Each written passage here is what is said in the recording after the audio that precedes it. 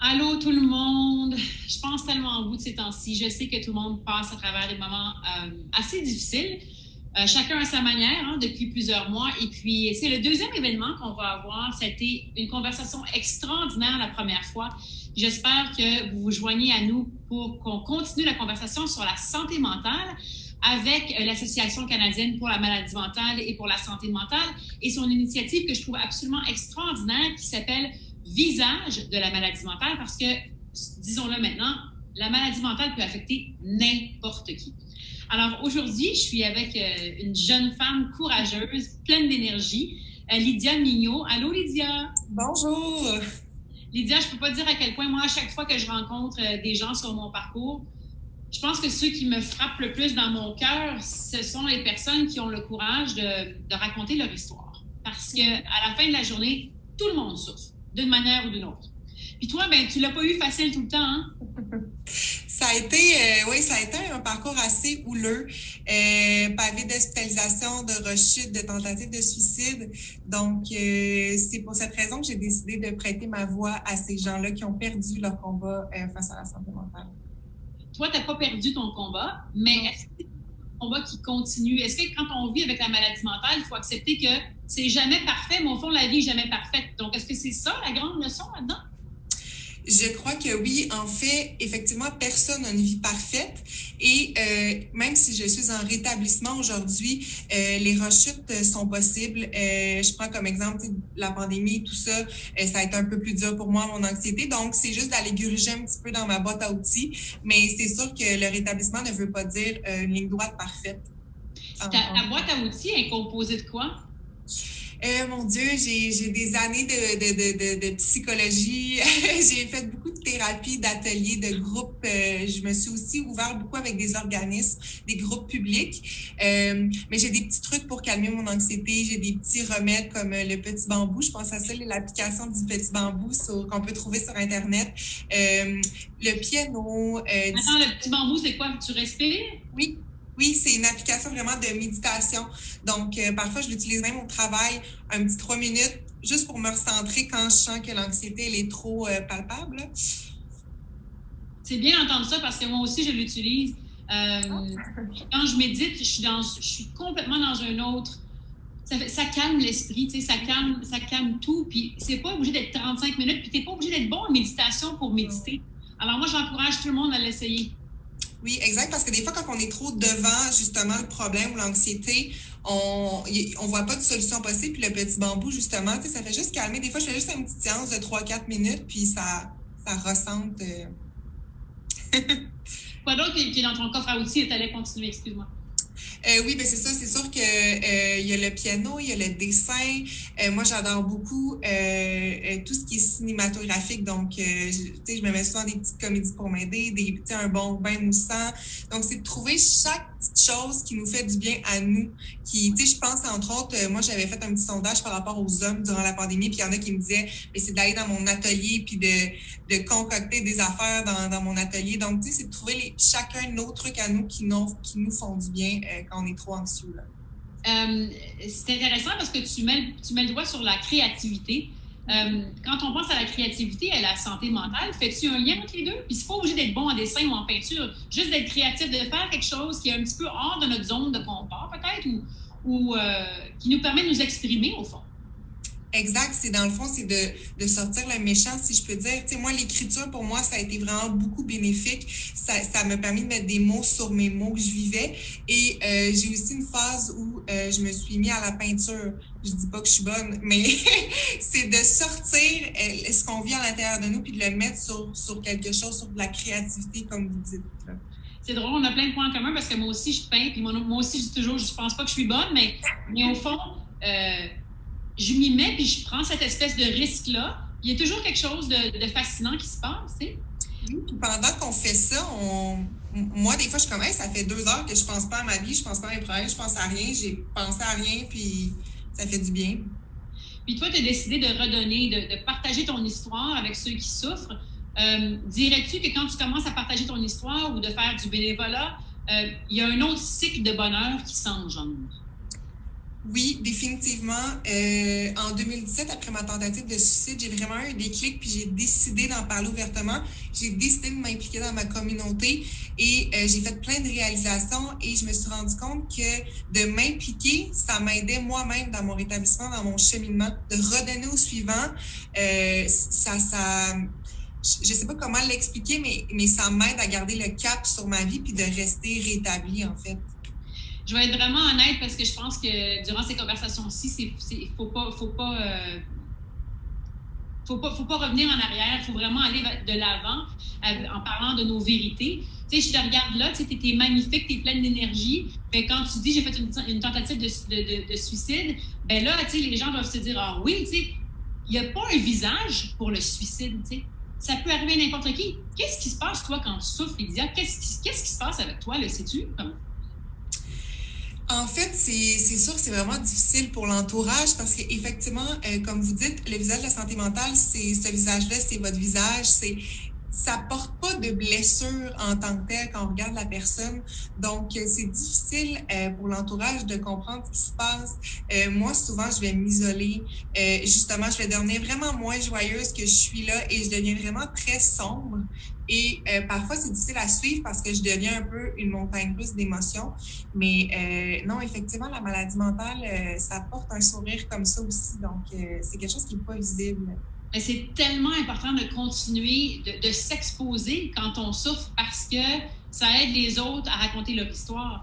Toi, est-ce que tu te souviens un peu, je sais que pour avoir souffert de désordre alimentaire puis de troubles de l'anxiété, on ne se souvient pas vraiment la journée que ça a commencé ou la journée que ça a terminé, tu sais. Mais est-ce que tu te souviens pour les gens là, qui ont des symptômes ou qui se demandent, coudonc, c'est-tu normal, c'est-tu pas normal, on peut-tu déstigmatiser ça un petit peu puis se dire, OK, toi, pour toi, comment est-ce que ça survient puis comment est-ce que ça a survenu les premières années, t'en souviens-tu? En fait, moi, c'est depuis que je suis vraiment jeune. Là, je me rappelle, j'avais 12 ans, puis j'avais l'impression que la vie, c'était pas faite pour moi. J'avais une espèce de vide qui m'habitait, puis j'avais une espèce de tristesse que j'avais constamment.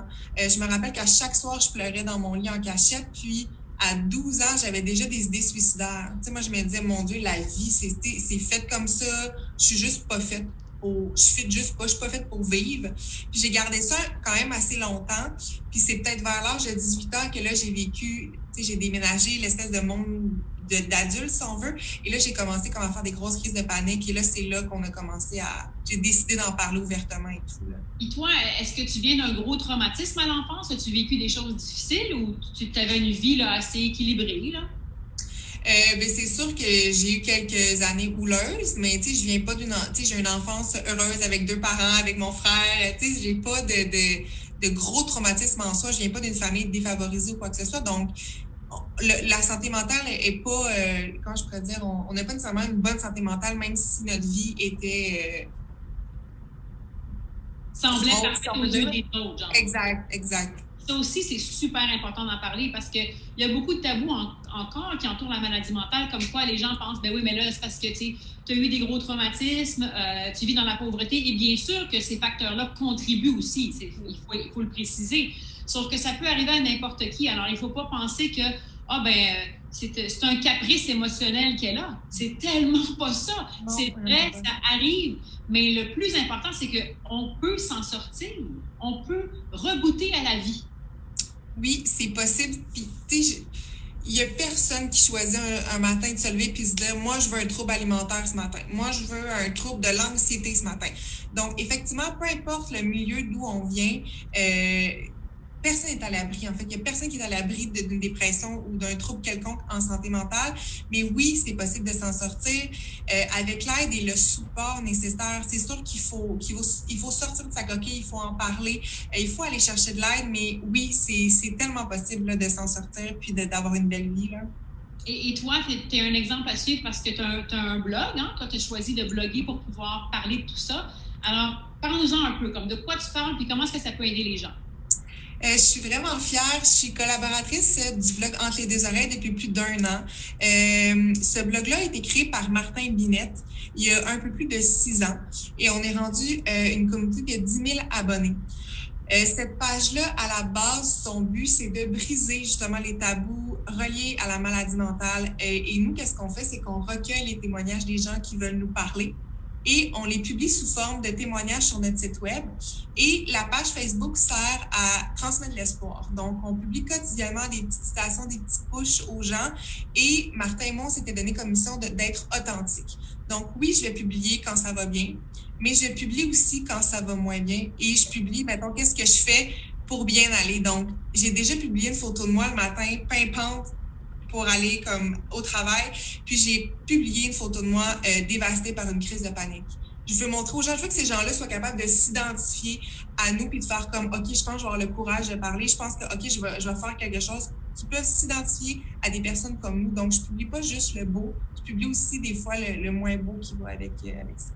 Ça, c'est comme crucial dans une culture où on est non seulement obsédé par l'apparence, la jeunesse, le parfait, où tellement de gens qu'on voit dans les médias qui représentent des choses peut-être importantes pour nous, mais qui, au fond, eux aussi, traversent des périodes super difficiles. Pour toi, c'est quoi les plus grands tabous qui entourent la santé mentale en ce moment, en 2020, là, ici au Canada? Et on a fait un peu de chemin, mais on a encore beaucoup à faire. Et je pense, entre autres, le diagnostic qu'on va nous poser définit pas la valeur, définit pas ma personne. Moi, je suis Lydia Mignot. Là. Je suis pas mon trouble alimentaire, je suis pas mon trouble d'anxiété. Donc, je suis une personne à part entière. Et c'est ce que j'aimerais montrer aux gens. Je peux avoir une belle vie, je peux avoir une carrière, je peux avoir des amis, même si j'ai un diagnostic de trouble de personnalité limite, de trouble alimentaire. Et je pense que c'est ça que les gens ont de la difficulté à comprendre. Et l'être humain ne comprend pas ce qu'il n'est pas capable de voir ou de comprendre. Puis, je fais souvent le parallèle. Si je me casse la jambe en fin de semaine dans aller faire du ski, par exemple, je vais appeler mon patron, je vais prendre congé, je vais aller plâtrer ma jambe pour aller mieux. Et si j'appelle mon patron pour lui dire hey, « j'ai besoin d'une pause, ça va pas », je me sens submergée, mais c'est comme si je ferais un plâtre à mon cerveau. Donc, c'est un peu la même, comment je pourrais dire, la même...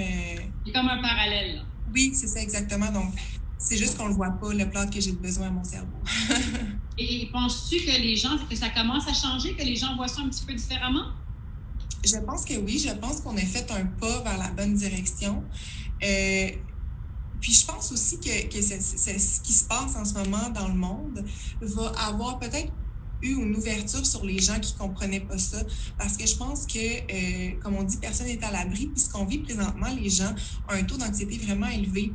Puis je pense que les gens qui ne comprenaient pas ça auparavant, peut-être avec ce qui se passe en ce moment, ont développé une bienveillance et peut-être une ouverture face à ça. Et, tu sais, on dit qu'on devient ce que l'on consomme. Hein? Les gens avec qui on se tient, ce qu'on regarde dans les médias, vers où on porte notre attention à chaque minute de la journée, on devient un peu cette énergie-là. On l'embarque à l'intérieur de nous un peu. Qu'est-ce que tu dirais aux gens qui souffrent par rapport à ce qu'ils consomment? Comment on devrait s'entourer? Qu'est-ce qu'on devrait consommer pour se sentir mieux? Mais en fait, vous venez de le dire, consommer des choses qui nous font sentir mieux. Donc, je vais prendre par rapport à un exemple concret par rapport à moi. Mon feed Instagram était rempli de trucs fitness, de personnes, entre guillemets, parfaites et tout. Ça l'aide pas pour un trouble alimentaire, ça l'aide pas. Moi, ça m'aide pas pour l'estime de moi. Donc, pourquoi je suis ces personnes-là? Donc, je me suis posé la question, est-ce que quand j'ouvre, exemple, mon Instagram ou mon Facebook, ça me fait du bien ce que je vois? Non? Parfait. Donc, on se désabonne de ces pages-là. Nous, ça ne nous convient pas. Donc, c'est de mettre du contenu dans notre vie qui nous aide à avancer et d'être entouré de gens qui nous aident, en fait, à avancer. Si la réponse que tu dis, c'est non, ça ne m'aide pas, ça, bien, tu le sais qu'est-ce que tu dois faire. Si ça ne t'aide pas, pourquoi continuer dans cette avenue-là? Et puis, c'est surprenant de voir à quel point l'impact est presque immédiat. Tu sais, moi, je veux dire... Je suis maman, pour toutes les femmes ou les filles qui sont amies, mamans, qui sont, je sais pas moi, tantes ou nièces ou peu importe, dans un rôle où on peut influencer d'autres jeunes filles ou d'autres femmes, c'est important ce avec quoi on s'entoure parce qu'elles nous regardent. Moi, j'ai une fille de 11 ans et puis moi, j'ai grandi avec plein de magazines de mode partout, mais moi, j'ai décidé, moi, je n'en aurais pas dans ma maison, je vais en avoir une fois de temps en temps parce que, bon, c'est intéressant, mais c'est tout. sais. Puis ça change parce que ma fille est pas obsédée avec ça. Non, exact. C'est ce qu'on consomme définit un peu les états d'âme, je pense, qu'on a face à nous, là. Et finalement, qu'est-ce que tu dirais aux gens qui sont, je veux dire, qui nous regardent ou les gens qui connaissent des gens qui souffrent en ce moment? Les fêtes s'en viennent, ça va être difficile pour ceux qui souffrent d'être en isolation. Comment est-ce qu'on fait pour briser cette isolation-là pour s'assurer qu'on reste la grande famille qu'on est, que ce soit dans nos communautés ou la grande famille canadienne? Bien, premièrement, je veux juste rappeler aux Canadiens, aux Canadiennes qu'il y a des organismes qui existent pour les aider et il y a aussi des organismes qui existent pour aider l'entourage, pour les aider à aider leurs proches. Donc, je veux juste rappeler aux gens que ça existe. Et sur la page entrelesdeuxoreilles.ca, il y a une multitude de ressources pour eux. Donc, premièrement, je veux juste leur dire ça existe, vous n'êtes pas seuls. N'hésitez pas à prendre le téléphone, à appeler ces organismes-là. Et de deux, je veux juste vous rappeler, vous n'êtes pas seul, puis il y a encore demain. Ça, c'est une phrase que j'aime beaucoup. Peut-être qu'aujourd'hui, c'est gris, peut-être qu'aujourd'hui, ça va vraiment pas bien, mais il y a encore demain pour de l'espoir, il y a encore demain pour que les choses bougent. Et derrière le nuage, derrière la tempête qu'on vit présentement, il y a un rayon de soleil à quelque part. Ça peut pas aller mal toujours. Donc, juste de vous accrocher, puis faites un petit FaceTime à quelqu'un qui est toute seule. Faites, tu sais, allez chercher les gens qui sont un peu plus qui habitent seuls ou quoi que ce soit. Appelez-la. Jasez-leur un petit 15 minutes, ça peut faire la différence dans le fond dans la vie de quelqu'un. Donc, c'est ça. Lâchez pas. Lydia, nous autres, on est ici, je t'admire. Et puis, moi, j'ai pas peur de le dire, on vous aime, on est là pour vous autres. Et puis, continuez à raconter votre histoire. Lydia, merci pour tout ce que tu as partagé. Joyeuse fête tout le monde. Puis, merci beaucoup pour l'invitation. Joyeuse fête. Bye bye.